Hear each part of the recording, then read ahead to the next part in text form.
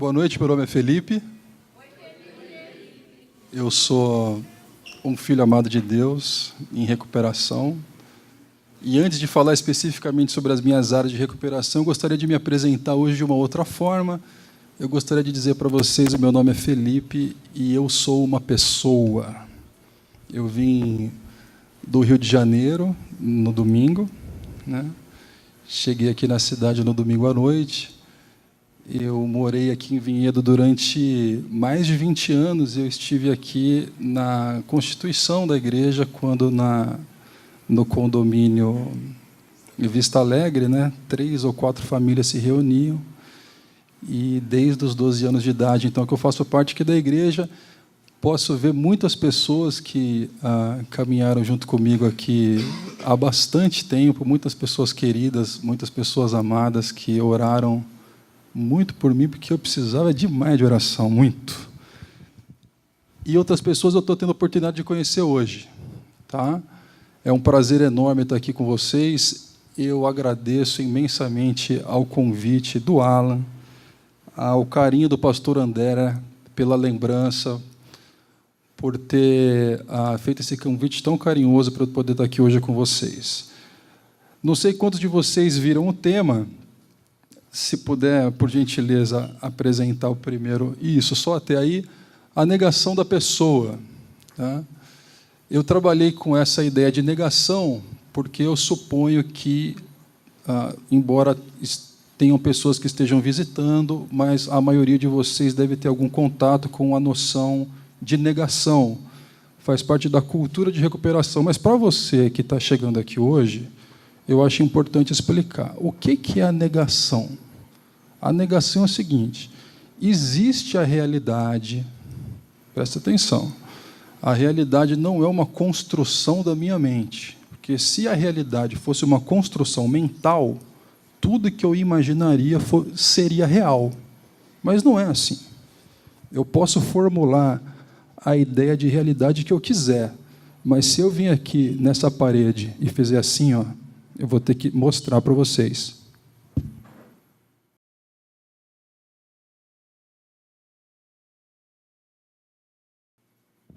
Vai ser em prejuízo de quem? Da realidade ou da minha cabeça? Por quê? Porque a realidade me oferece resistência. Não adianta eu formular, eu projetar uma ideia de realidade da minha cabeça, porque a realidade não é domesticável às minhas vontades. Então, a noção primeira é a seguinte: nós temos que sair da negação. O que é isso? Eu preciso parar de negar a realidade o quanto antes.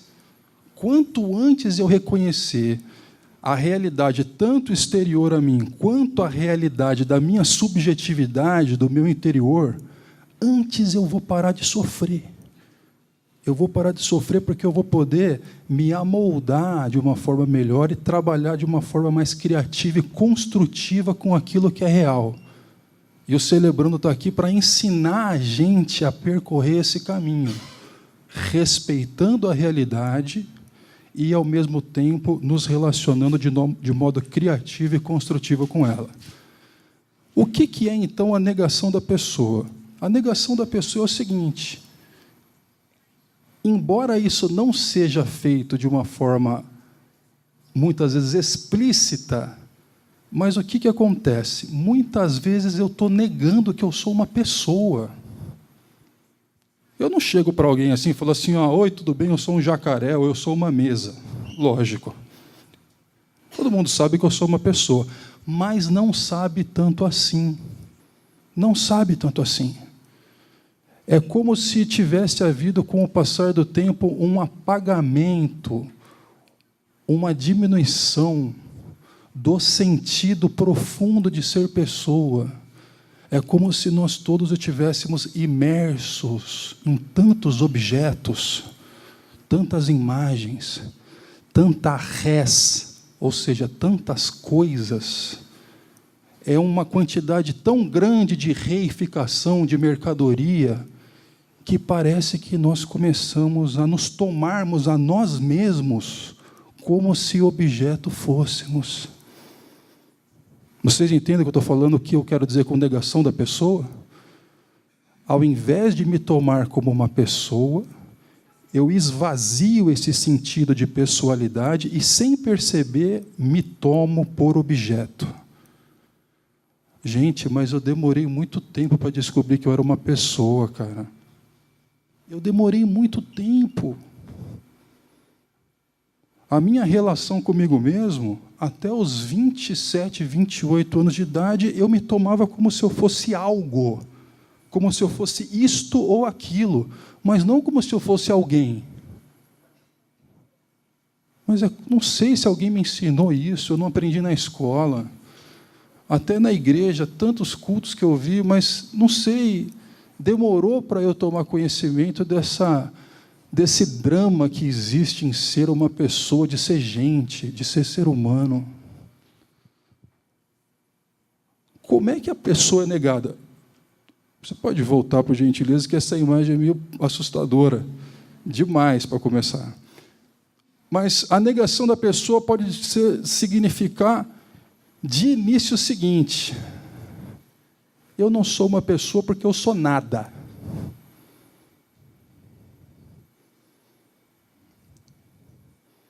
Ah, Felipe, existe isso? Existe. Está até na moda, né? Tem tantas filosofias e religiões orientais, por exemplo, uma das linhas do hinduísmo, que vão dizer que o ser humano, a essência do ser humano é nada. Então, a minha desalienação de qualquer engano a respeito de mim mesmo seria eu ir perdendo cada vez mais a pessoalidade e me desenganando cada vez mais do fato de eu ser alguém, até eu me nadificar. E quando eu for totalmente nadificado, eu terei então um encontro com o nada que eu sou e o nada original que constituiu o nada de todas as coisas, porque tudo é maia e é uma grande ilusão, inclusive eu mesmo. Existe isso ou não existe? Olha só. Claro que essa forma de resolver qualquer problema em relação à pessoalidade é jogando a pessoa para o nada, né? E aí eu estava no trabalho esses dias e tenho um amigo muito inteligente e que ele é dessa linha de pensamento, né? E ele estava me explicando que eu era nada, né? Aí eu falei assim: brother, mas então como é que é? É nada conversando com ninguém? É isso que está acontecendo aqui? Aí ele falou que era, né? Aí, sem querer, eu sou oficial de justiça, né? Bati a mão lá no copo de café e derrubei em cima lá dos mandados dele. Ô, Felipe, você fez isso? Eu falei: eu não fiz nada, eu falei. Ou seja, é lógico que não dá para defender nenhuma ideia de moralidade, nem de responsabilidade, nem de coisa nenhuma, se a ideia da libertação do eu, no sentido da nadificação, for a construção de qualquer coisa. Então, isso daí não é cristianismo, nunca foi, eu tenho certeza que não dá base, não é a proposta do Celebrando a Recuperação. Eu estou falando bobagem? Então, o nada está descartado. E o algo? Talvez eu não seja nada, mas eu seja algo. Eu seja um objeto. Né? Quem sabe aquilo que é transcendente, que a gente chama de Deus, seja algo, seja isto e eu seja a imagem desse isto. Quem sabe foi a complexificação da matéria pelo passar do tempo e do acaso que me constituiu. E eu sou apenas um boneco de carne que tem uma sensação epifenomênica de eu, mas é só uma projeção ilusória. Na verdade, eu sou uma matéria ambulante. Será que é assim? Várias descargas elétricas conversando com outras descargas elétricas e todo mundo achando que tem um eu, mas não tem nada aí, é só um algo. Acho que não funciona também, hein?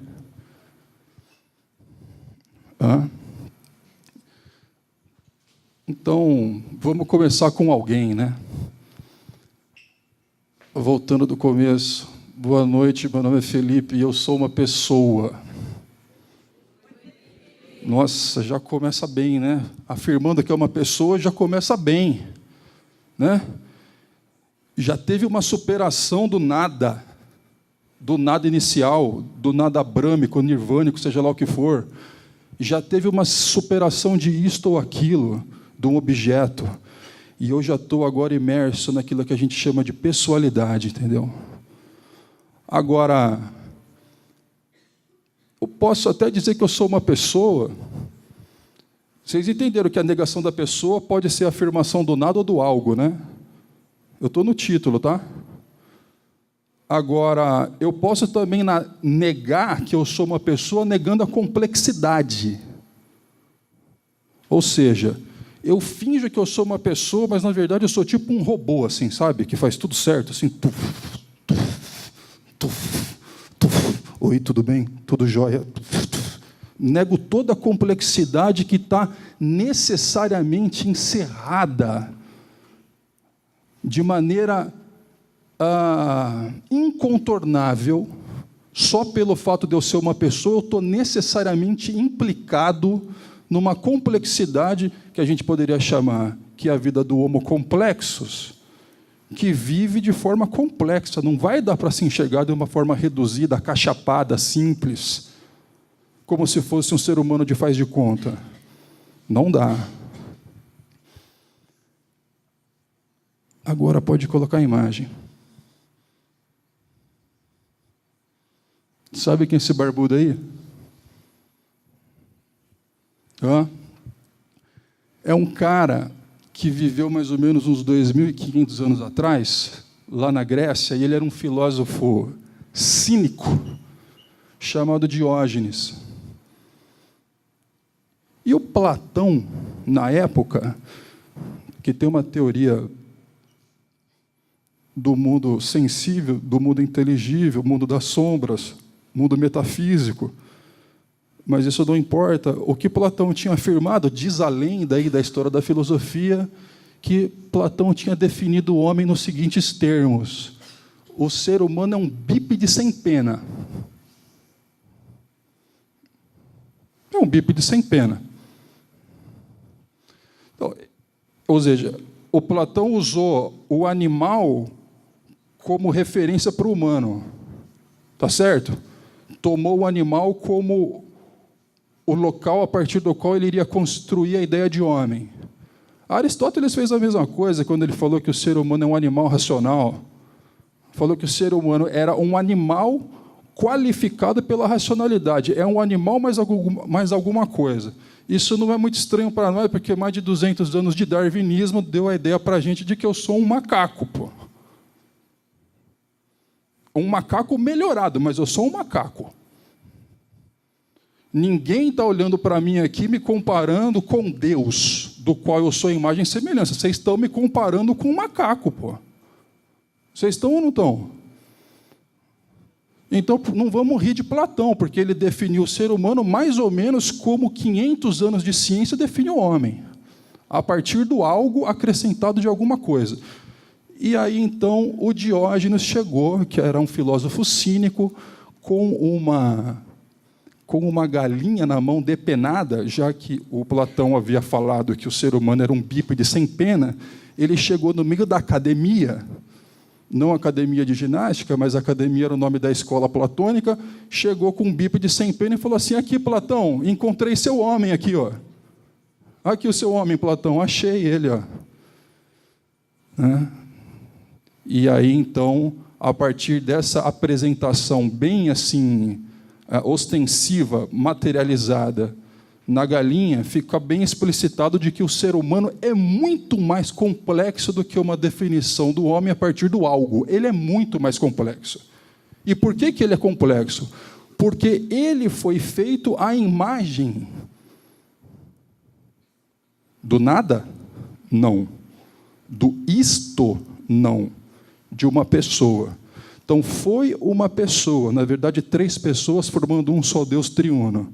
Foi este Deus, que é pessoal, que foi tomado como referente da criação do homem. E o homem só pode ser entendido a partir dessa relação, jamais olhando para o inferior, olhando para o objeto ou para o animal. Você pode passar, por gentileza, mais um. Essa é a complexidade.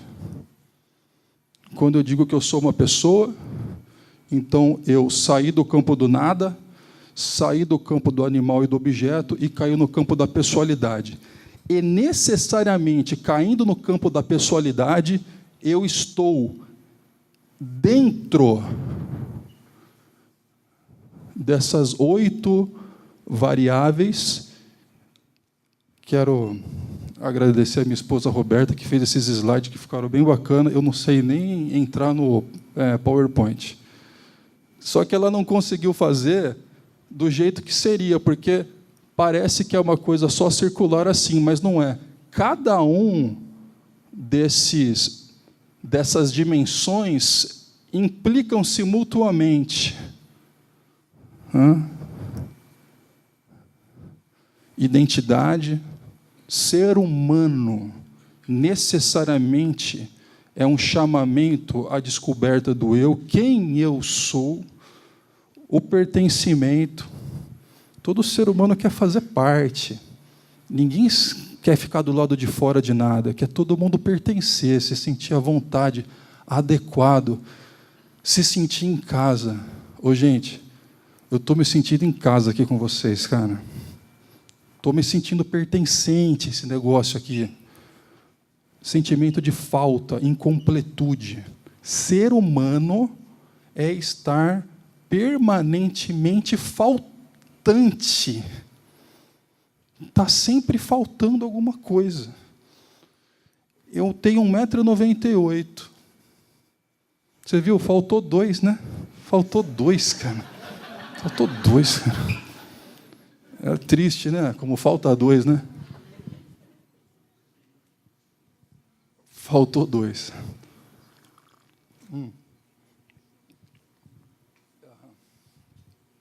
Conflitos. Eu queria ser um humano assim, mas não ter conflito. Não, então você tem que virar hinduísta, velho. E viver sentado embaixo da árvore. Né? Viver de um modo humano com o humano necessariamente implica numa vivência de uma conflituosidade interior que vaza numa uma conflituosidade exterior com o outro. Ser humano é lidar com a culpa. Mas eu não queria sentir culpa. Só no campo da psicopatia que a pessoa não sente culpa. Não tem outro lugar. Na psicopatia não tem culpa. Agora, ser humano necessariamente é ter que lidar com a culpa. Sentir medo. É do humano, cara. Eu não queria sentir medo. Desde pequenininho eu morria de medo, cara. E a pior coisa que tem é o nego grande com medo. Vou falar com as meninas, então. Se eu não tomasse 3 anos, eu não falava com ninguém, pô. Tinha que tomar 3. Depois mais 3 e mais 3. Até meu pai me pegar aqui esticado na estrada da boiada com 12 anos de idade, jogado no chão 6 horas da manhã. Vai 3, mais 3, mais 3, venci o medo, virei pedra também, apaguei, né? Aí, sofrimento. E tem sofrimento nessa história aí, cara. Vocês acreditam que eu saí do Rio de Janeiro até aqui, com o meu carrinho, e eu vim chorando dentro do carro? Chorando, cara. Chorando pelo quê? Nem tem porquê, mas é uma dor, assim, desistir às vezes, assim, sabe? Sei lá o quê. A minha esposa ficou lá sozinha. O Guizinho, meu enteado, também ficou no Rio de Janeiro, sabe? Eu vim chorando pela Dom Pedro. E fragilidade. Ser humano é ser frágil. Sabe? Não tem capa de Batman, essas coisas. Felipe, você é frágil? Nossa, frágil demais. Fiquei a tarde inteira dentro de casa, não sabia o que fazer, porque já estava na hora de vir aqui, sabe? E eu cantando essas músicas antes aqui, orando, Deus, tem misericórdia. Eu nem sei a letra que estava cantando, ela tem misericórdia de mim, que eu sei que eu vou fazer lá na frente. Então, esse sentimento de fragilidade, sabe? De falta de substância em si mesmo, né? é inerente ao ser humano.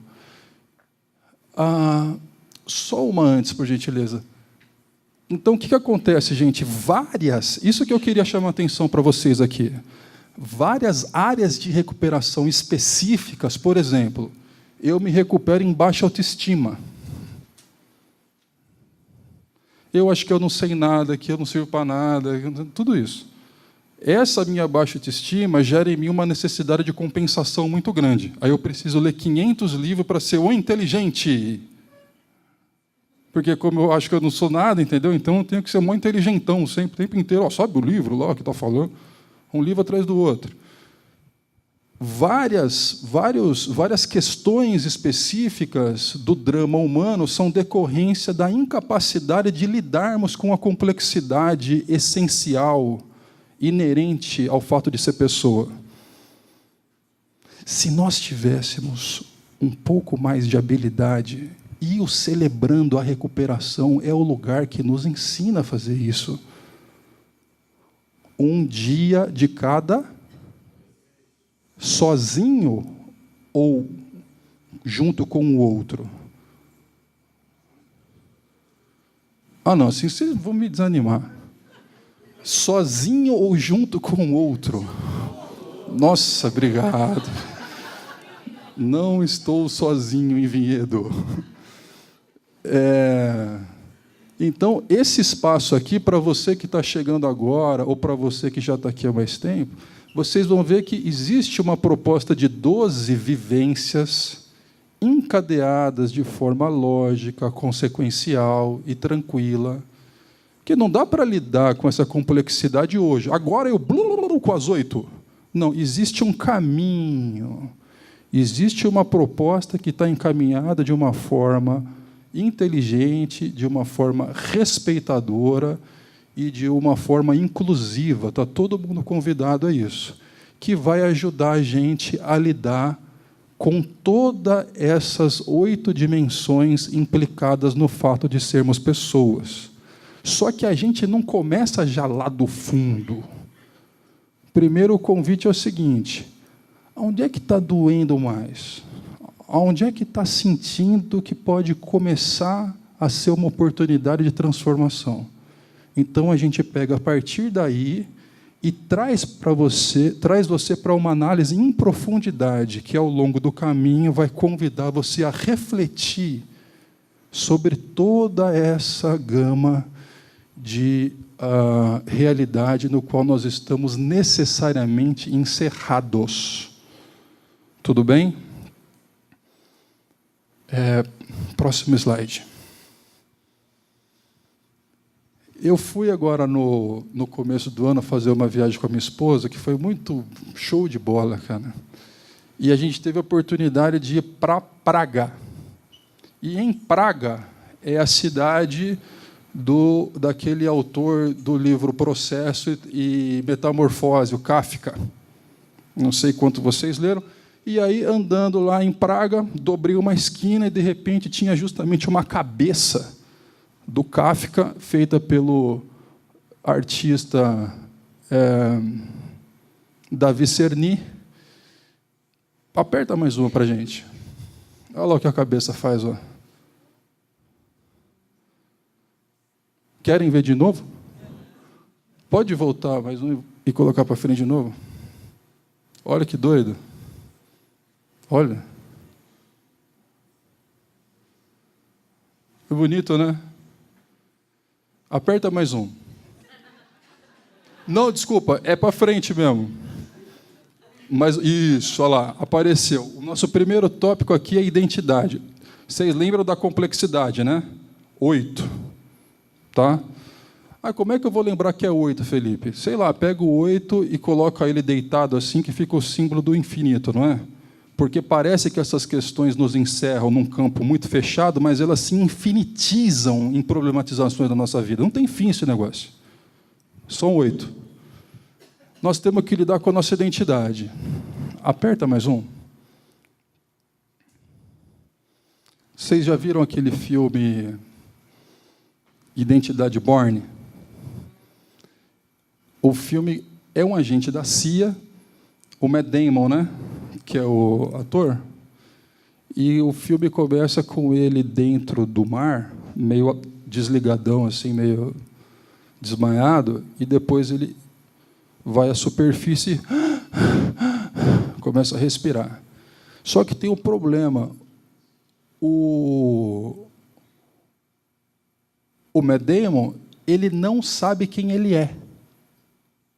É como se ele tivesse tido um apagamento de memória, da consciência, e está todo mundo perseguindo ele, ou ele tem mania de perseguição, seja lá o que for, só que ele vive esse negócio aí.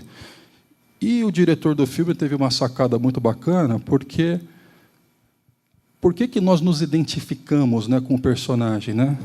E os gregos sabiam que essa identificação tem um efeito catártico legal, porque você se identifica com o outro e você vive a experiência do seu eu negado.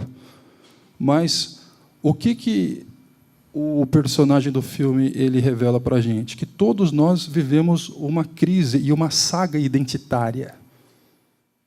No adolescente a gente vê isso bem forte assim, né? Não sabe quem é, mas tem aquele negócio, a criança, só que a gente também. Porque ninguém aqui pode definitivamente falar assim, quem eu sou tal coisa. Coisa não, desculpa, eu sou tal pessoa. Por que não pode fazer isso? A gente já viu que nós somos alguém, nem nada nem algo. Gente, porque se você refletir sobre o que é identidade, é do latim idem, que quer dizer mesmo, né? A gente não fala assim, você foi, não sei, eu idem. Você não fala isso daí? É mesmo. Identidade quer dizer mesmidade, quer dizer coincidência consigo mesmo. Esta cadeira tem uma identidade. Por quê? Porque ela tem mesmidade, ela é ela mesma. Não tem como ela ser ela e outra coisa junto. O problema é que, embora nós tenhamos mesmidade, que implica numa continuidade do eu permaneço eu mesmo. Eu estou no passo 1, depois eu vou para o passo 2. Quem é que foi para o passo 2? Ou melhor, quem começou a fazer a palestra aqui? Eu. Continua sendo eu, né?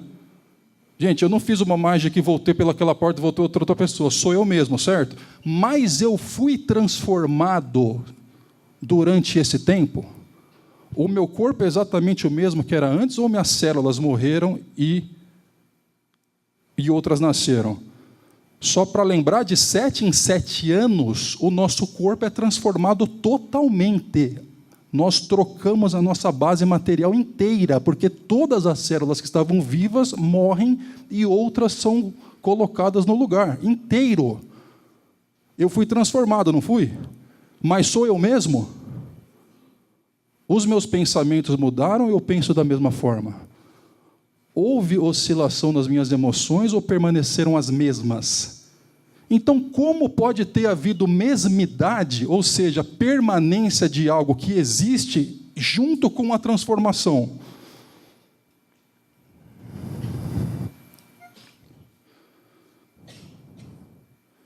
Hein?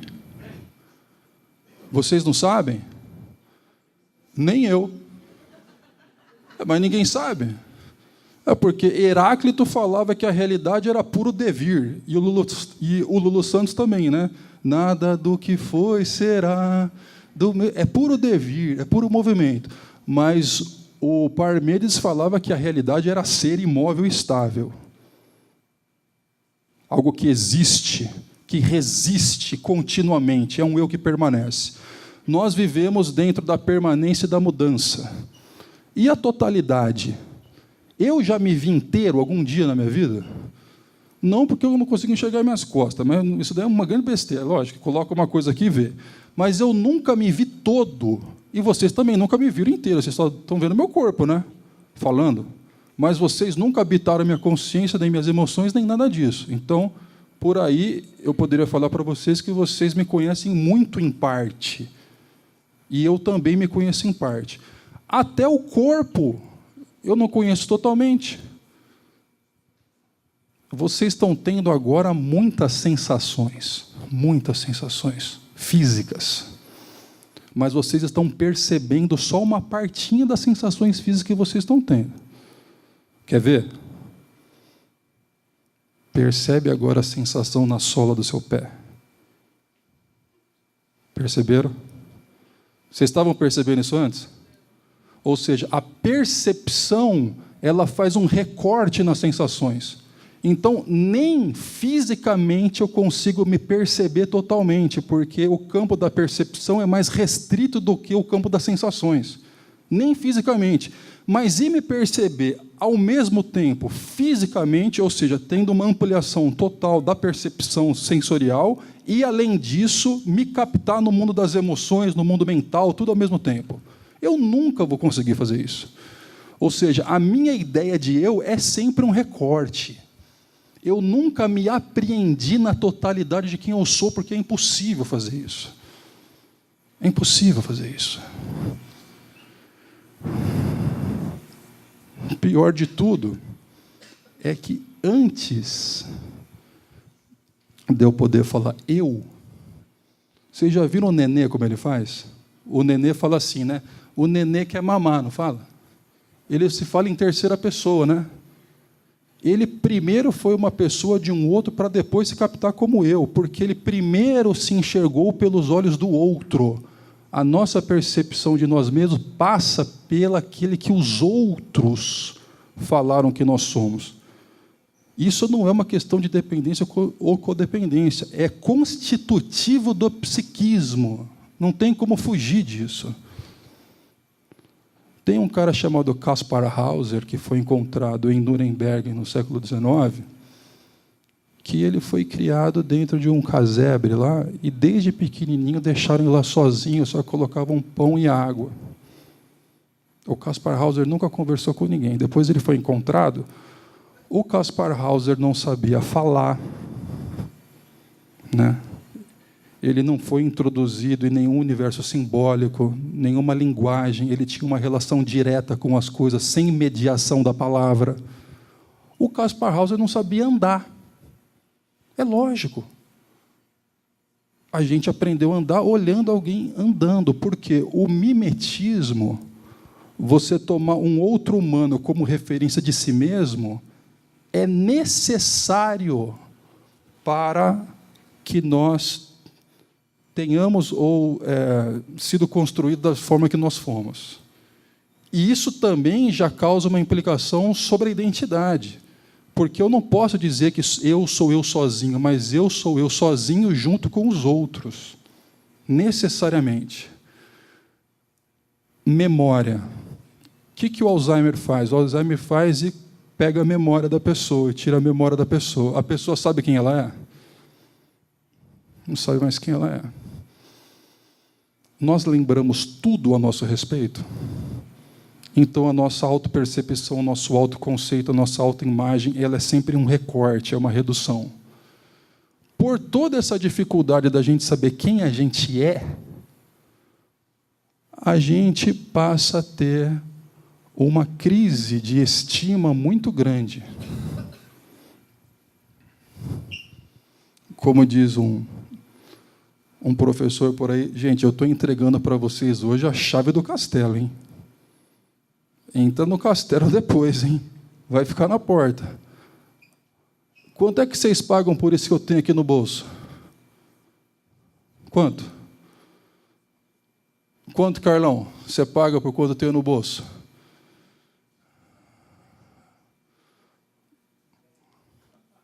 Quanto é que vocês pagam? Hã? Eu sou oficial de justiça avaliador federal. Eu preciso atribuir valor às coisas. Quanto é que vocês pagam por isso que eu tenho aqui no meu bolso? Oi? Hã? Opa, obrigado, velho. Essa pergunta é fundamental.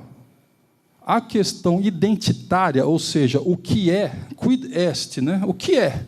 Ela vem antes da questão valorativa. Eu não tenho como atribuir valor pelo aquilo que eu não sei o que é. É lógico. É claro que eu vou ter um problema de estima, de estimar-me a menor ou a maior, porque eu não sei quem eu sou. O propósito é a mesma coisa. Quem não sabe quem é, não sabe para que serve. Faz qualquer coisa. Que nem eu prestei faculdade de psicologia, de turismo, de direito, de educação física, tudo, serve para tudo, não sei quem eu sou, pô. Aí, quais são as respostas possíveis a isso? Que necessariamente nós vamos dar algum encaminhamento para isso, né? A não ser que você se nadifique embaixo da árvore. Sou nada. Não, você sabe que você é alguém. Vamos fazer a resposta sartriana, Jean Paul Sartre, o filósofo francês. Como é que é a proposta dele para a gente? É o seguinte, ó, vocês vão ter que escolher o que vocês vão ser quando crescer. E vocês vão ter que se esforçar bastante e vocês vão valer se vocês tiverem uma relação performática com a vida que dê um resultado legal. Se vocês não conseguiram um resultado legal, aí significa que não deu certo e vocês não são ninguém. Eu vivia assim o tempo inteiro, por isso que eu tinha que ser o melhor jogador de basquete do mundo inteiro, porque eu tinha que ser o melhor. A minha construção identitária era cainita, de Caim, de conquista.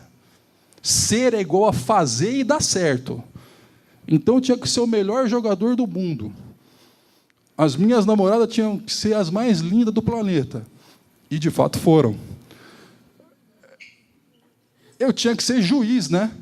O que tem de melhor? É juiz, então você é juiz também.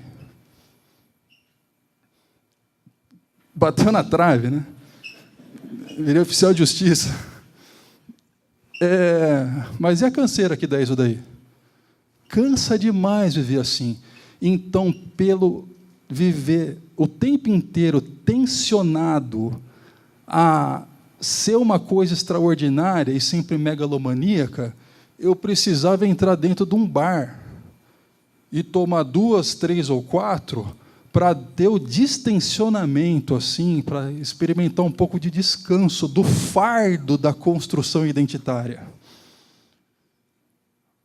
Mas também tem o divertissement. O que é divertissement? Em português, acho que é divertimento. Mas no francês fica mais legal. Você fala francês, Felipe? Eu não, eu só aprendi isso daí, mas estou falando.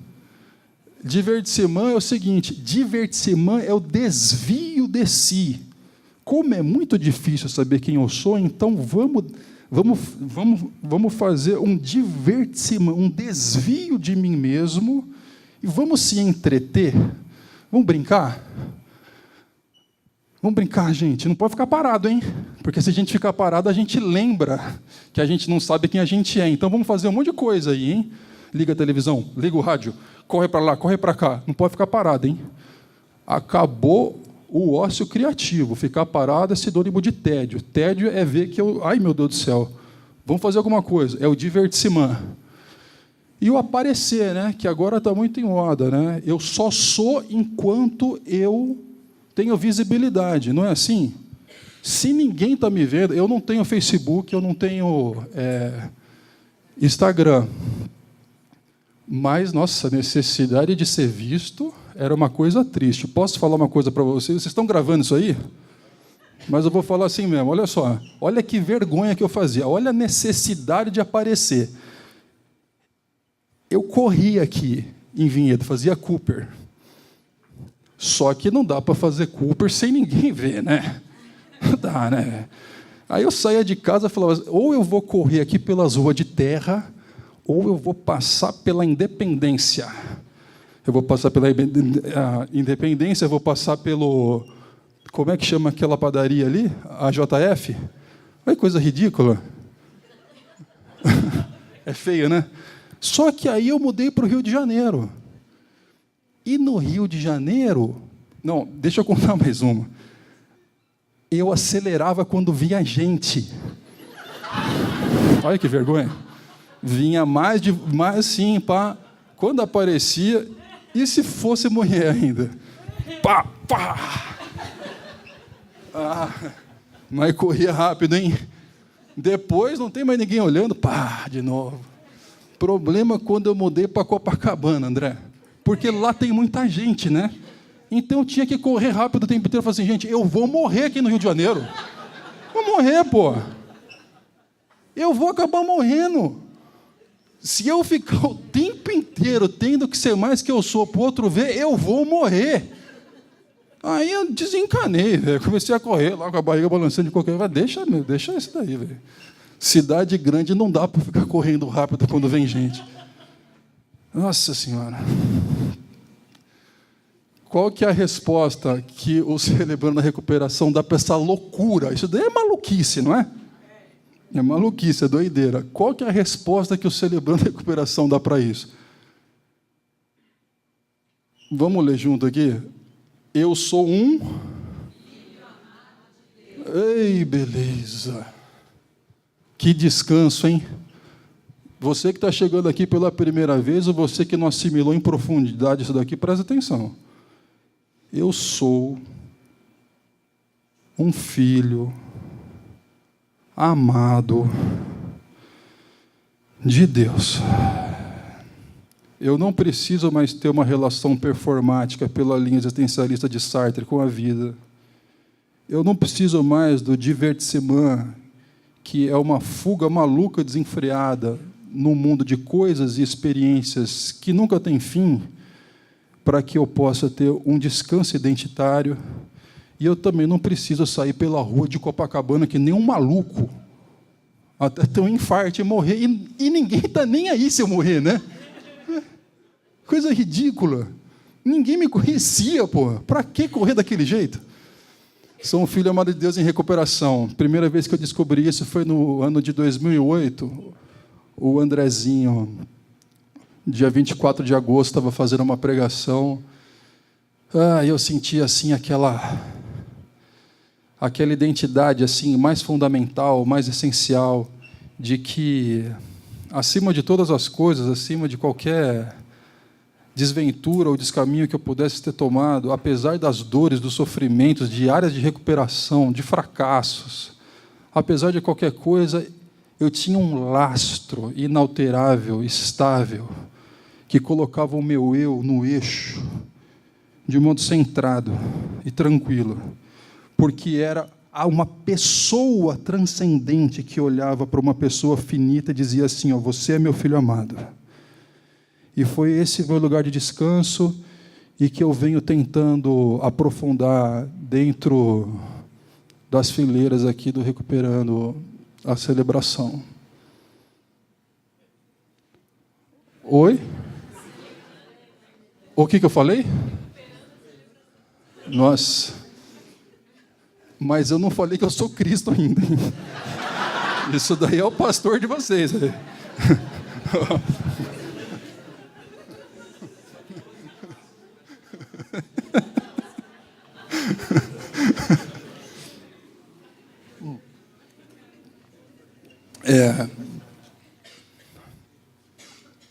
Só que isso daí ainda deixa escondido, porque, lógico, o presente final... Deus é um cavalheiro maravilhoso, né? Ele vai preparando a gente, vai desempacotando o presente de forma gradativa e sempre cada vez mais sublime e maravilhosa. Embora eu tenha um descanso da loucura identitária, a singularidade ainda vai me ser revelada num outro tempo. Alguém sabe de cor aquele versículo lá, Andrezinho, ó, lá de Apocalipse, que fala que eu receberei uma pedrinha branca, na qual estará inscrito o meu verdadeiro nome? Em Apocalipse tem um versículo desse, depois vocês dão uma procurada lá e vê onde é que está. Então, assim, a singularidade mesmo, sabe? Eu sou um filho amado, mas eu ainda não sei quem eu sou, entendeu? Porque o meu nome não diz nada sobre mim, porque Felipe, por exemplo, quer dizer aquele que ama cavalos, e eu nem ligo para cavalo, entendeu? Então, assim, Felipe poderia ser Felipe, Joaquim, qualquer coisa. É só um signo de atribuição social de identificação, mas a singularidade mesmo vai me ser entregue, né, no dia que aquele que me ama chegará para mim e dizer assim: você é o tal, feito de forma absolutamente singular. Nada no universo é igual a você, absolutamente nada. Imagina que coisa maravilhosa. Como é que está de tempo? Eu não sei. Está tudo bem? Está tudo jóia? Oi? Porque eu estou assim, tipo Pedro, quando estava num lugar bacana e falou assim, vamos fazer uma cabana aqui, vamos ficar aqui para sempre, entendeu? Vocês me devolvem para o negócio concreto, senão eu vou fazer uma cabana, hein? Tá? 30? Beleza. Bom quando o tempo passa devagar, né? Então, passa para a próxima, por favor. Essa daí é uma imagem. Nós vamos falar agora sobre pertencimento, tá? Pertencimento é fazer parte, né? Se identificar com as coisas, se sentir adequado, integrado, né? Sabe? Pertencer, fazer parte.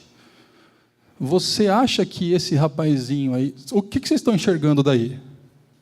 É um homem sentado, né? Segurando o quê? Uma gaiola com um pássaro. Vocês acham que ele está conseguindo se sentir um com o passarinho? Ou será que a tentativa de se unir o eu com o isto, com o algo, aprisionou o eu no mundo inferior? Tanto é que, lógico que essa imagem pode ser interpretada de diversas formas, do tipo assim, ele está experimentando a privação da liberdade que um pássaro tem. Mas o pássaro tem privação da liberdade só quando ele está dentro da gaiola? Não, o pássaro tem privação da liberdade a todo tempo, porque o pássaro não é livre, não é isso? Ele tem uma relação instintual com a vida. Ele nunca escolheu o que ele quer ser quando crescer, não tem essas coisas lá no mundo dos passarinhos. Então, o pássaro não tem livre-arbítrio, não tem liberdade dentro ou fora da gaiola. Mas quando a nossa pessoa, né, tenta estabelecer uma identificação com o mundo do objeto, com o mundo animal, com o mundo impessoal, com o mundo da não-pessoa, ele se vê dentro das mesmas restrições e diminuições do que esse animal vive a todo tempo. Então, pode passar, por gentileza, para mim.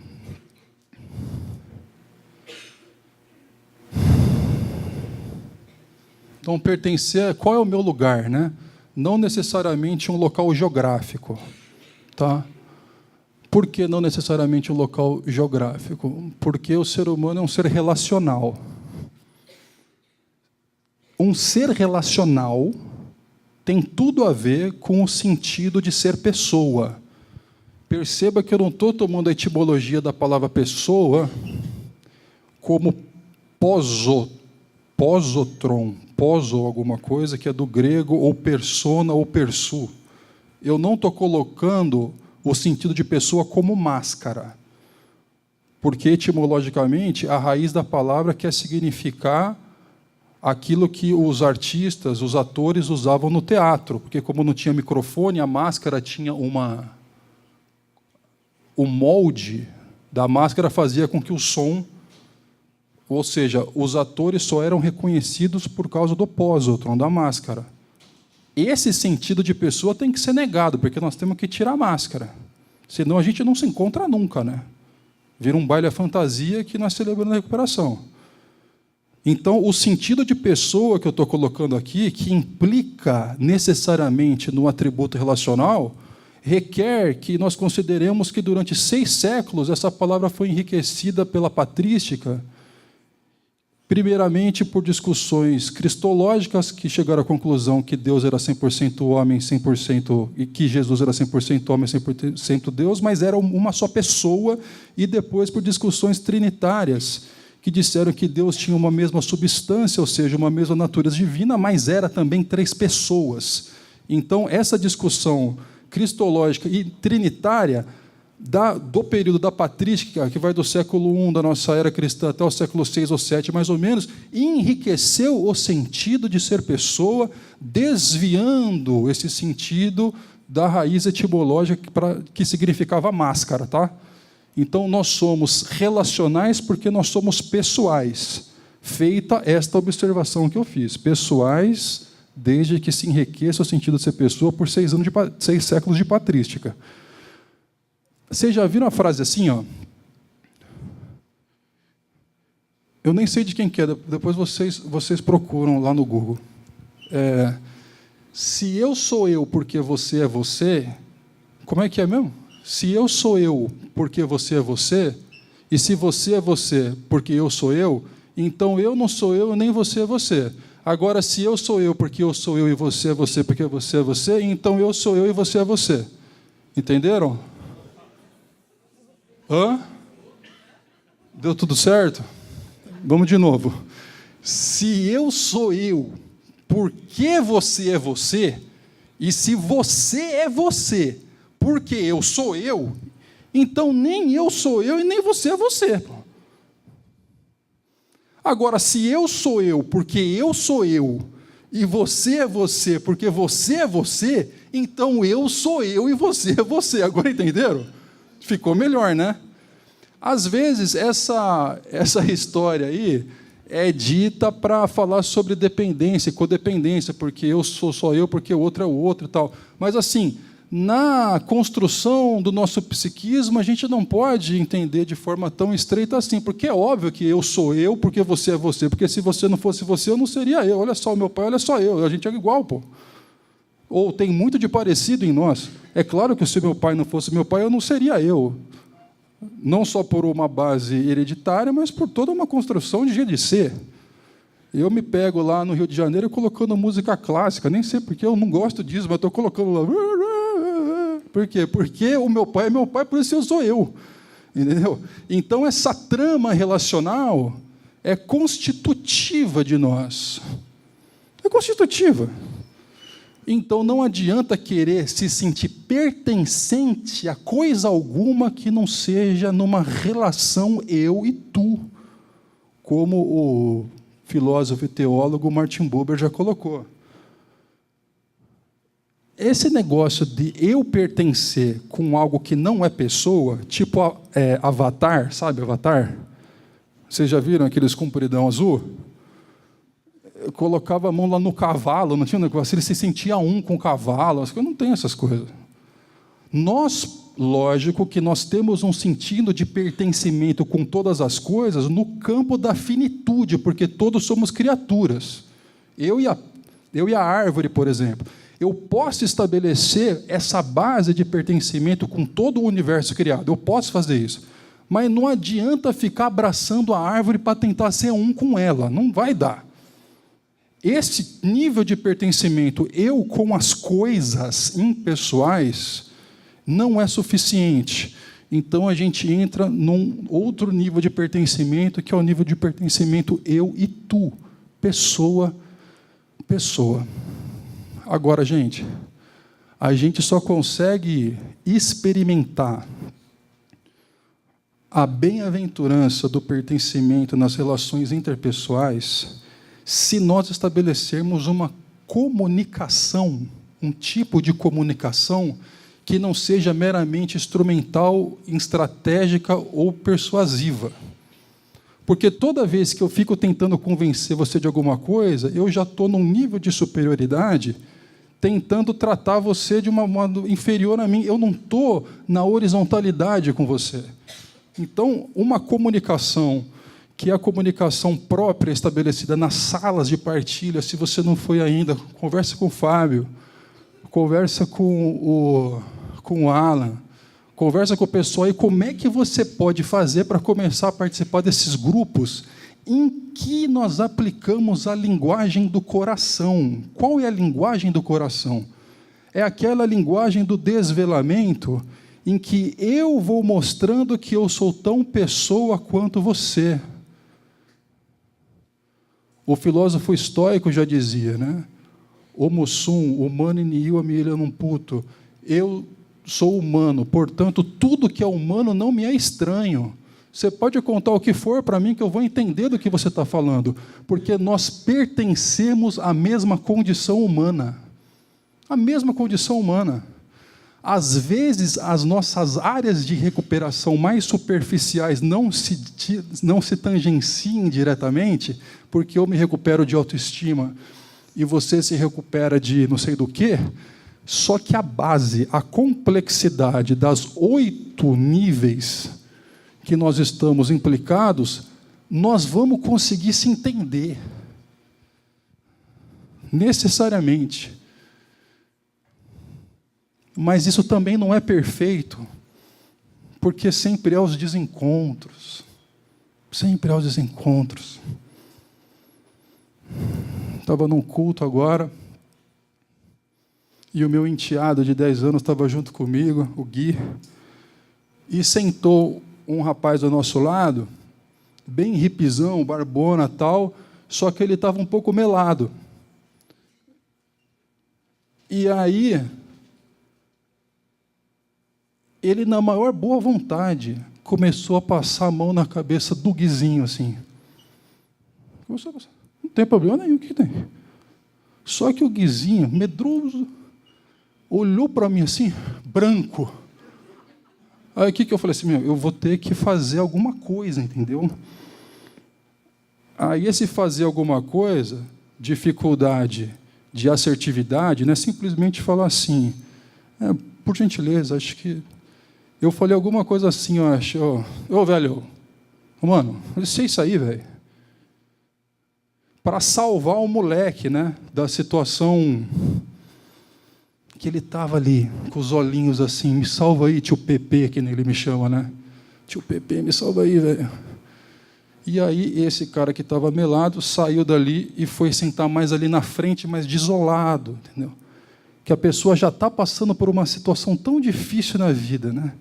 Vai até numa tentativa de se reconciliar com a própria infância, né? Acariciando a cabeça de uma criança, aí vem o varejão, e pá! Ou seja, os desencontros, né? Um tentando encontrar a criança, que pede acolhimento do Felipe, e o Felipe manda o outro. Então, os desencontros são inevitáveis, os desencontros intergeracionais, né? Eu olho para o meu pai aqui, né, cara? É agora, meu pai está com 60 e poucos anos, eu estou com 37. É agora que nós estamos nos encontrando, sabe?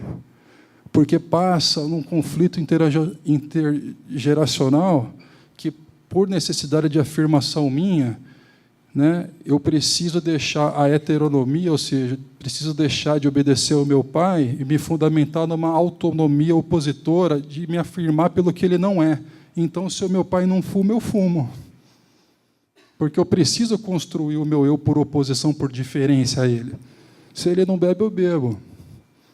Agora, só no final, assim, já de 30, 40, 50, 60 anos, que aquele conflito intergeracional, né, dramático, vai encontrando um termo de composição autêntica, assim, bonita, entendeu?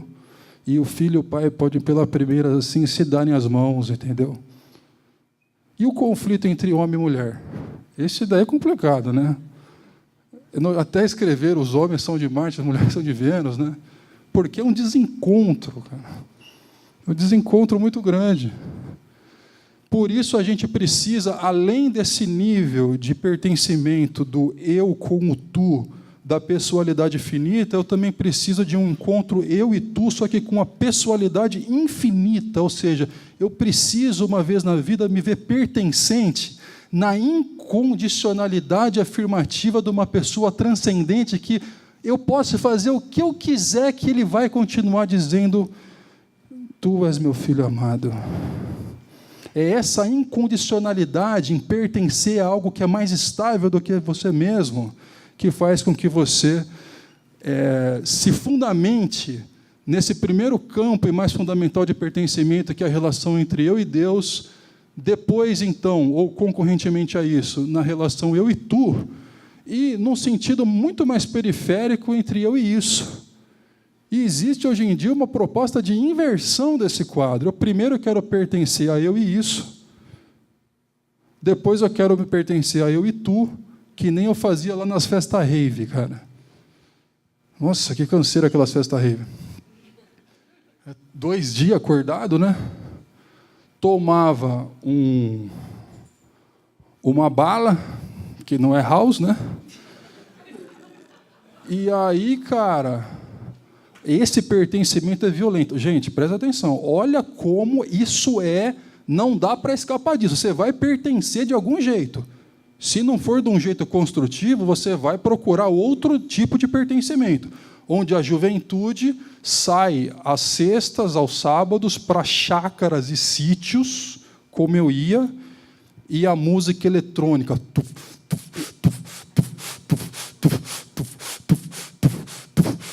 Todo mundo em um movimento quase robótico.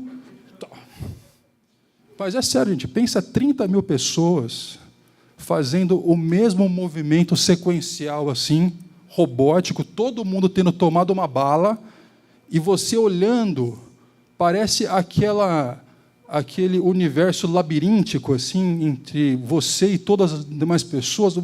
As pessoas levam faixa, entendeu? Nós somos um. Porque é o sentido religioso de religar e de reconectar ao campo da subjetividade que tinha sido perdida na nossa cotidianidade, que volta ali naquele momento a encontrar uma escapatória, uma saída.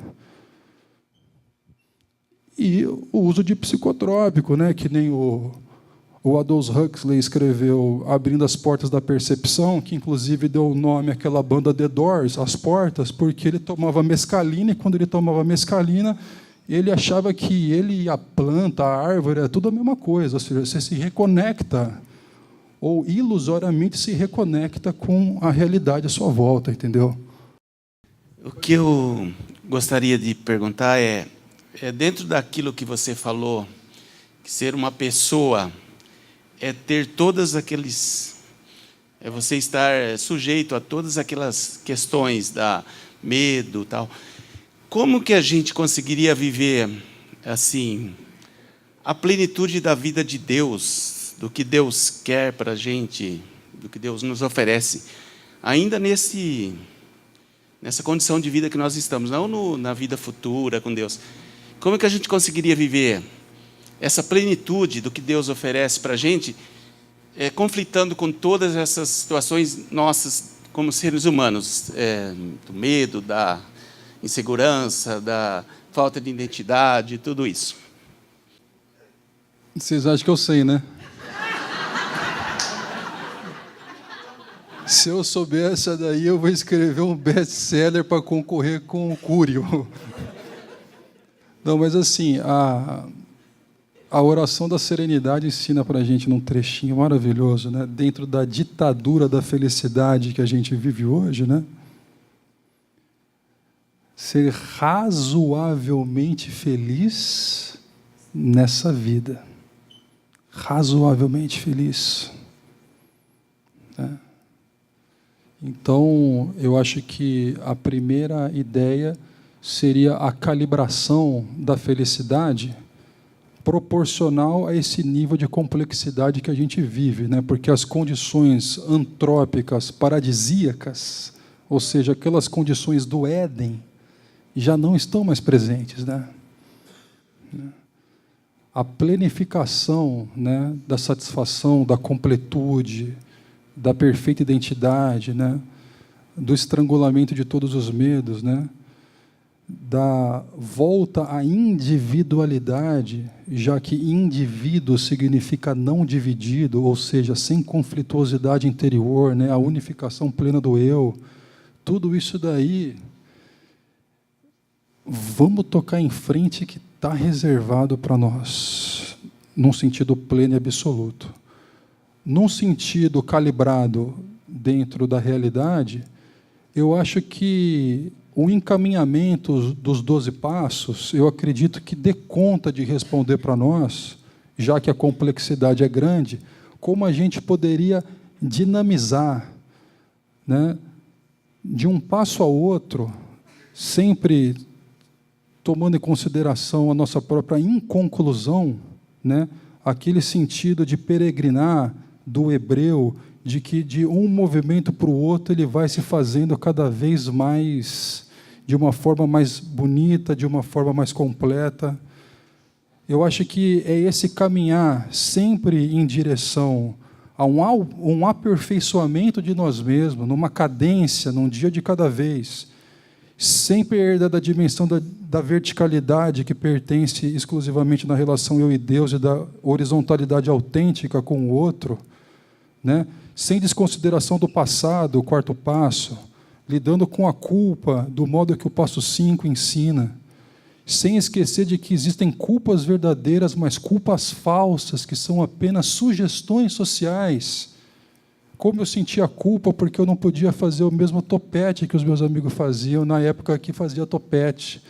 Eu me sentia culpado por eu não ser quem eu deveria ser, mas esse dever ser era uma mera sugestão social construída midiaticamente e ditatorialmente sobre mim, era uma culpa falsa. Essa culpa falsa não demanda confissão, porque ela não é pecado. Então, eu acho que é o aprendizado contínuo de todas essas variáveis, né, que vai fazendo com que a gente ganhe maturidade e sabedoria com o passar do tempo. Desculpa por o máximo que eu posso fazer. Meu nome é Sebastião, eu sou um filho amado do Senhor, em recuperação. Bom, essa é a minha lista de recuperação, por exemplo, na área de sexualidade, na área de arrogância. Mas eu gostei muito da maneira como você construiu a evidência de que somos pessoa e que a gente só pode ser entendido nessa relação da Trindade, né, da maneira como Deus nos fez, né, então a gente não é algo, a gente não é nada. Eu gostei muito da maneira como você construiu isso. Mas a questão da negação, explica para a gente aí. A negação parece que, quando a gente fica na negação, quando eu fico na negação, é uma questão de defesa. Parece que, não sei se é isso, anonimidade, isso é uma questão de a gente ficar na defesa, né? A gente fica na negação, que é uma proteção, né? Bom, tá. Como é que, dentro dessa tudo que você ensinou para a gente hoje, como é que a gente faz? Ok, como é que eu tenho que pensar? Ok, Deus está aqui com a gente, etc. Mas como é que eu posso pensar? Eu saí. Como é que se passa? Eu quero sair da negação, eu quero tratar o problema, eu quero cair na real, eu quero começar, eu quero deslanchar, entendeu? Então, essa questão da barreira, da proteção, né, na negação, como é que a gente pode sair disso facilmente? Como é que você pode explicar um pouco mais isso para mim? Não existem, imagina que existe só isso. Mas eu, no livrinho, eu trato de 18 mecanismos de defesa específicos. Por exemplo, o mimetismo pode ser um mecanismo de defesa. Eu esqueço um pouco de mim e imito o outro. Essa identificação com o outro me despersonaliza. Me despersonaliza e eu meio que passo a viver como se eu fosse o outro. Isso me distancia de mim mesmo. Eu perco aderência, eu perco vínculo com quem eu sou através do mimetismo. Essa é uma forma de negação. Existe a compensação, por exemplo. A compensação falou assim: Felipe, você bebe, hein? Eu falo assim: mas eu toco muito bem. Ou seja, eu desvio o foco de algo problemático e valorizo um aspecto positivo. Existe o mecanismo de defesa da agressividade. Felipe, você não acha que você está bebendo? Fica quieto aí, cara. Vai cuidar da sua vida. Ou seja, pelo mecanismo de agressão, eu afasto qualquer interpelação, né, qualquer questão. A questão é aquilo que me interpela e que problematiza alguma esfera da minha existência. Se eu não é uma questão, aquilo ainda não me traz nenhuma demanda de resolução. Então, assim que uma pessoa me coloca uma questão que me deveria fazer refletir e olhar para dentro e considerar, eu vi a agressão, eu afasto isso. Existe também a projeção, existe N outros mecanismos de defesa. Na negação da pessoa, eu não estou falando especificamente de nenhum desses mecanismos específicos de defesa. Porque eu posso negar a minha pessoalidade de diferentes formas, né? E isso é tão contínuo, e isso escapa tanto à minha consciência que eu praticamente não tenho mecanismos, vamos dizer assim, de sair dessa armadilha. Mas eu acho importante nós considerarmos que esses 8 níveis, essas 8 dimensões da complexidade humana, elas não podem ser 100% resolvidas. Eu posso diminuir a carga de pressão, não de pressão, mas a única coisa que eu posso fazer é dar respostas mais adequadas a essa situação dramática em que eu estou encerrado, né? Mas eu acho que a abertura comunicacional é uma via privilegiada para sair da negação, né? Quando a gente pode, nos grupos de partilha, nos identificarmos com aquelas questões mais profundas do outro e nos desvelarmos para nós mesmos e tal. Mas eu acho que a minha tentativa de resposta não foi muito satisfatória, eu acho. Alguém gostaria de complementar, de me ajudar em algum sentido, respondendo a questão também? Eu vejo esse momento de admitir a negação, né, de reconhecer a negação, quando me identifico muito com o versículo de Paulo, né, quando ele fala que sou fraco é que sou forte. Então, nesse momento, quando eu admito a minha fraqueza, eu admito a minha pessoa instável, a minha pessoa egoísta, a minha pessoa que quer, cheia de medo, e tudo isso que você relacionou nesse círculo, né? Quando eu trago todos esses conflitos, parece que eu fico leve, né? Parece que eu fico até mais feliz por entender que eu não preciso acertar sempre, né? Então, acho que é aí que a gente começa a se recuperar. É quando a gente não tem mais a necessidade de correr pesado em Copacabana, né? O último slide, que trataria da última dimensão, era a dimensão da fragilidade. Muito obrigado, Nádia.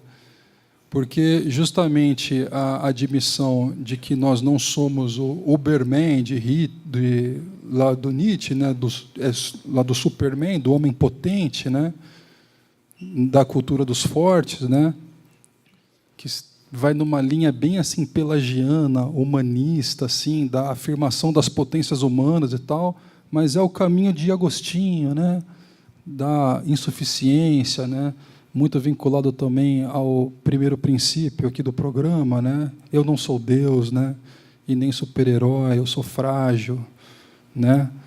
Não sei se o pastor André na semana passada falou que tudo é graça, né. Gente, eu não tenho perguntas para fazer. Eu só quero dizer... Oi? Declaração de amor. Eu só quero dizer, gente, que eu sou uma mãe assim, muito feliz por ter um filho salvo em Cristo Jesus. Um filho que me dá muito prazer. E dizer para as mães aqui, isso eu já falei, cadê o Dedé? Dedé? Ah, o Dedé saiu. Teve um culto que chamou quem gostaria de contar bênçãos, né? E gente, eu sou tão tímida para ir lá na frente falar, acho que hoje é a segunda vez. Mas no culto, quando eu percebi, eu fui lá na frente, eu já estava lá, a igreja lotada. E eu quis dizer do poder da oração. Né, Lu? E dizer aqui, mães, orem pelos seus filhos. Orem pelos seus filhos, porque Deus ouve as orações. Deus ama esses filhos nossos. Deus escuta tudo aquilo que nós falamos, pedimos, clamamos.